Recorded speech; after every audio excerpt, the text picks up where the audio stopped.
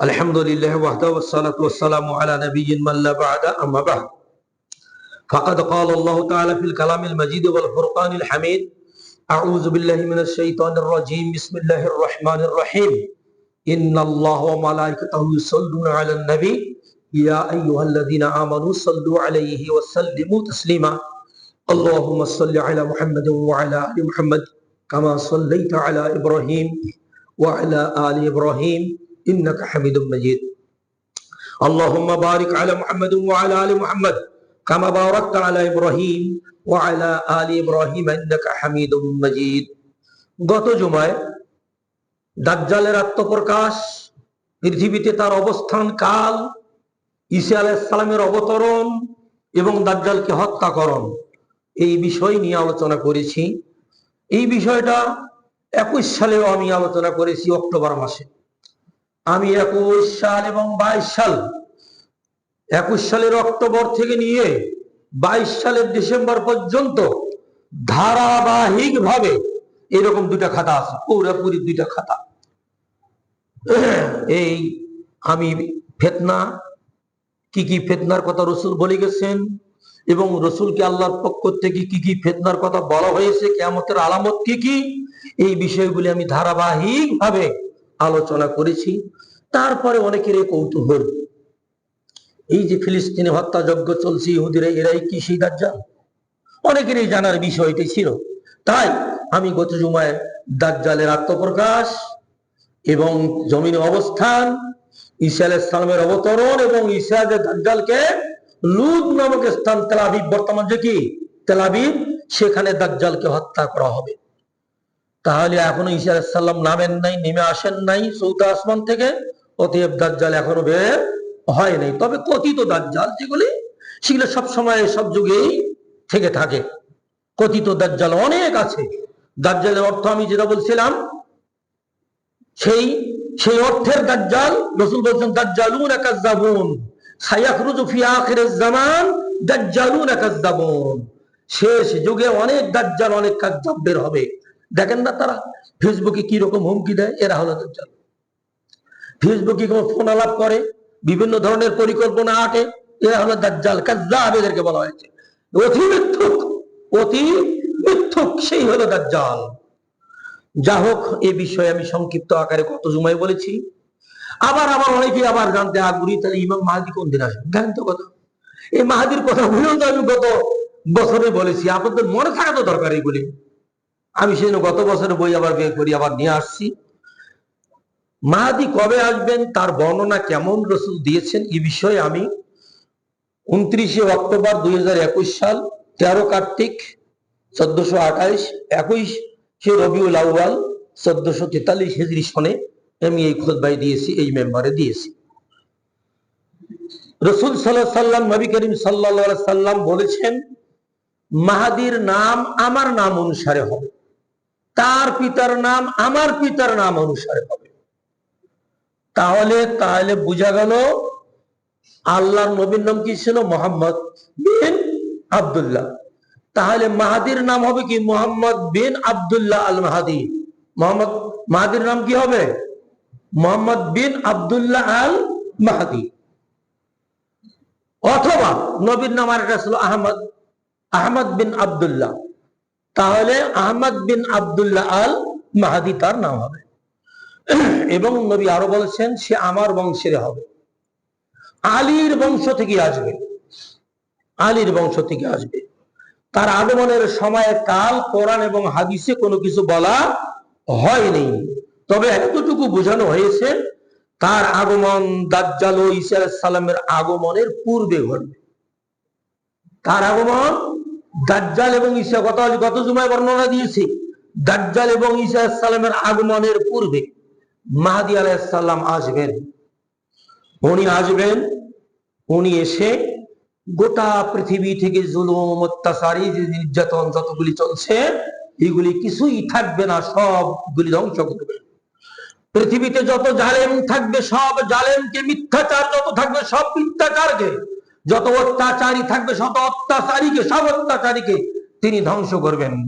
গোটা পৃথিবী শান্ত হবে, গোটা পৃথিবী বরকতে পরিপূর্ণ হবে, গোটা পৃথিবীতে ন্যায় এবং ইনসাফ, বিচারালয়গুলিতে ন্যায় ইনসাফ ভরপুর হয়ে থাকবে। আজ কোন বিচারালয় কি ন্যায় ইনসাফে ভরপুর আছে? অন্যায় অবিচারে ভরপুর। ইমাম মাহাদি আসলে তখন সব ন্যায় নিষ্ঠা, হ্যাঁ, সবকিছু ভরপুর হয়ে যাবে, সব বরকত তিনি নাজিল করবেন, তার সমানে আল্লাহ রাব্বুল আলামিন নাজিল করবেন। এটাই সালফে সালেহিনদের সহি আকীদা, বিশ্বাস। এটার প্রতি আমাদের বিশ্বাস রাখতে হবে। তবে কিছু কিছু ইউটিউবার এবং কিছু কিছু স্কলার, তথাকথিত স্কলার, তারা দিন, ক্ষণ, সাল এগুলি পর্যন্ত বর্ণনা দিচ্ছে। কিসের ভিত্তিতে? অনেকেরই প্রশ্ন। আজকে এক ভাই আমাকে একটা বক্তব্য পাঠিয়েছেন, একজনের কোরআন দিয়ে তিনি বক্তব্য দিচ্ছেন, দাড়ি কিছুই নাই, হ্যাঁ, উনি কোরআন দিয়ে শুধু বক্তব্য দিচ্ছেন। আমি অল্প একটু শোনার সুযোগ পেয়েছি, গোটাটাই শুনি নাই।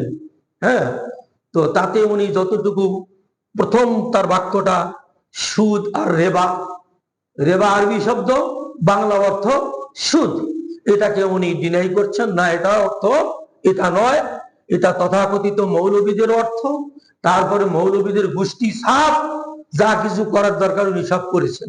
আমার এক দিনী ভাই আমাকে এই ভিডিওটা পাঠিয়েছেন আমার মেসেঞ্জারে, আমি একটু দেখার সুযোগ পেয়েছি, যদি আজকে আমি ব্যস্ত থাকি খুতবা দেখায়, এই জন্য পারিনি।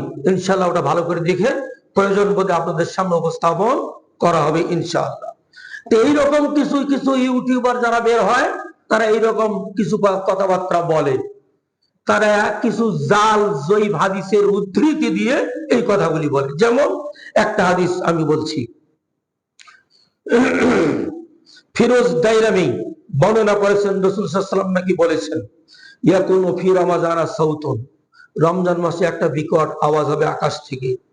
ক্বালু ফি আউয়ালিহি আও ফি আওসাতিহি আও ফি আখিরিহি, সাহাবীগণ জিজ্ঞেস করলেন রমজান মাসের প্রথমে না মধ্যখানে না শেষ ভাগে?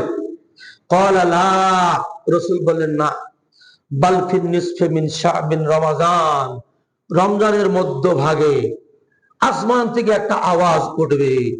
ইজা কানা লাইলাতুন নিসফি লাইলাতুল জুমআ, যখন ওই মধ্য রমজানে জুমার দিন হবে। কি হবে সেটা? আবার জুমার দিন। ইয়াকুনু সাউতুন মিনাস সামায়ে, আসমান থেকে একটা প্রকট আওয়াজ আসবে। ইউসআকু লাহু ৭০ আলফান, তাতে ৭০,০০০ মানুষ বেহুশ হবে, সংজ্ঞাহীন হয়ে পড়বে। ওয়া ইউখরাসু ৭০ আলফান, আর ৭০,০০০ মানুষ বধির হয়ে যাবে। ওয়া ইউমা ৭০ আলফান, ৭০,০০০ মানুষ অন্ধ হয়ে যাবে। উইসিম্মু ৭০ আলফান, এবং ৭০,০০০ মানুষ তারা কি হবে? বোকা হয়ে যাবে। এইগুলি বর্ণনা দিয়েছে। এই হাদিসটি বাইহাকি বর্ণনা করেছে। হাদিসটাকে তাহকিক, এই হাদিসটি প্রথমত জাল। শেখ আলবানী রাহিমাহুল্লাহ বলেছেন হাদিসটি বানোয়ার। ইমাম জাহাবি বলেছেন হাদিসটি বাতিল। শাইখ বিন বাজ রাহিমাহুল্লাহ বলেছেন হাদিসটি মিথ্যা। দ্বিতীয়ত, এই ধরনের ভবিষ্যৎবাণী আল কোরআনে স্পষ্ট বিরোধী।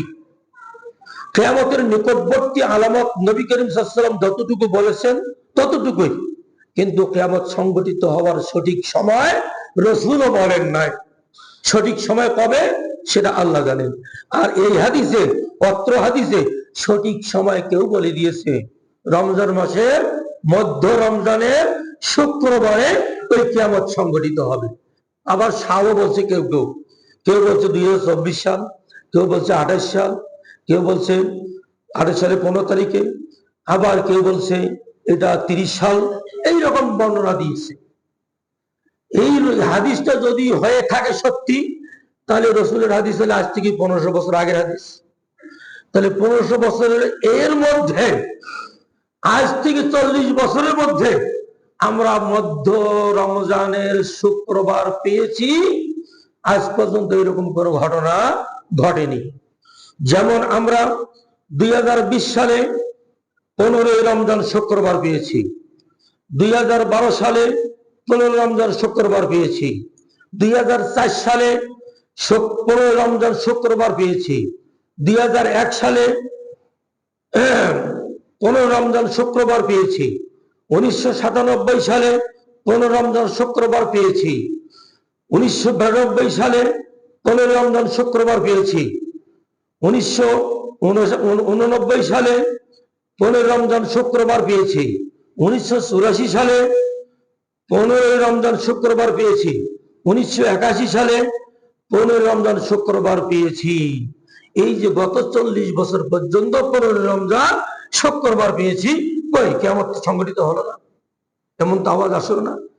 এখন যারা এই সমস্ত কথাবার্তাগুলি বলতেছে, তাদের এই কথাগুলি যা ধূপে টেকে না।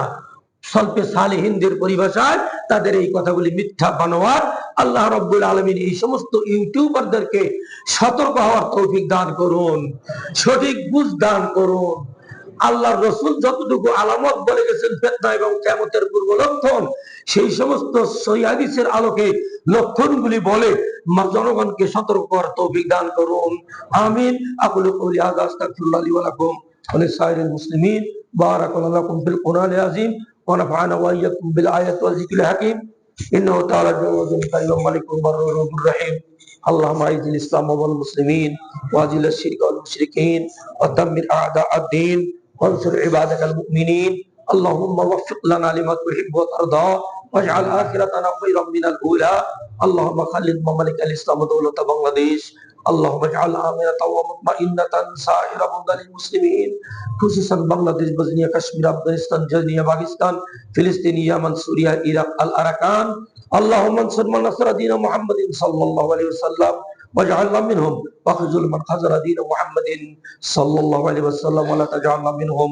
عباد الله رحمكم الله، ان الله يأمر بالعدل والإحسان وإيتاء ذي القربى وينهى عن الفحشاء والمنكر والبغي يعظكم لعلكم تذكرون. ولذكر الله تعالى أعلى وجل وأعظم وأكبر.